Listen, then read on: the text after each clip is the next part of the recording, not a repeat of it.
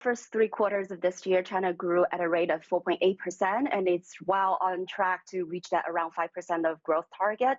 And I think also with this growth rate, China is experiencing, real estate, the property market readjustments to come down from the more overheated, over-leveraged state.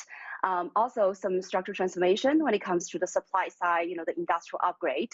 So we know, for example, in November, we saw data that industrial output grew at 5.4%, with industrial robots and EVs and also integrated circuits outpaced the production of other industrial goods. So we are clearly seeing this pattern of industrial value chain upgrades, and we're clearly seeing the supply side, expansion, and so that is driving the growth. Despite the real estate sector continues to be a drag on the economy, although things have been improving in the housing market. Now that said, I think the government has now put boosting domestic demand as the top priority, especially consumer demand, because the retail sales in November grew by only 3.3%, 3%, and that is lower the expectation. Now, there are some seasonal factors.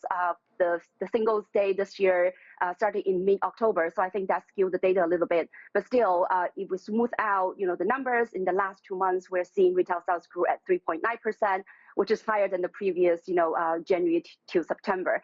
So that said, I think again, the idea is that the economy is doing well, but the government things to believe that we need to boost the demand side even more in anticipation of the more volatile and uncertain external environment coming next year.